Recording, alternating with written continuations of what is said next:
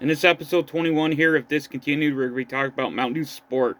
Now, Mountain Dew Sport was first released in 1989, and it was discontinued in 1991.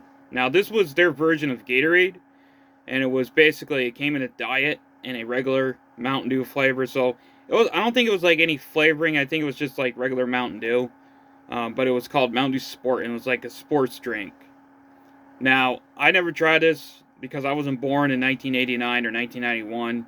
I was born in 97, so I've never tried this before. But I do remember some people talk about me doing a video about this, so I guess I'm going to be doing a video about this. Now, this was called Mountain Dew Sport, like I said. And I'm not 100% sure if PepsiCo actually owned Gatorade at that time, because I know for a fact they weren't a huge company until like the mid-90s, basically. They were a huge company, but they didn't have like their footprint like they are now with, they own Frito-Lay, they own, they used to own Taco Bell, they used to own like, KFC, Pizza Hut.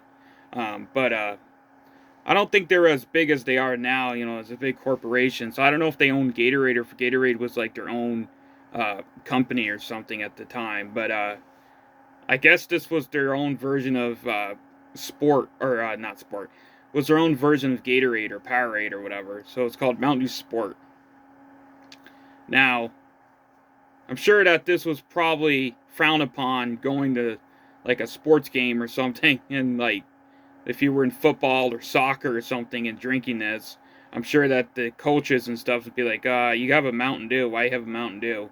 Or I'm sure maybe they didn't care or anything, but I'm sure this wasn't a recommended drink for sports practice and stuff. It might have been the reason why they discontinued it too, because it probably wasn't as healthy as Gatorade. I mean, not saying Gatorade is healthy, but Gatorade is a lot more healthier than Mountain Dew, so I'm sure that this was probably either frowned upon or nobody really cared or something.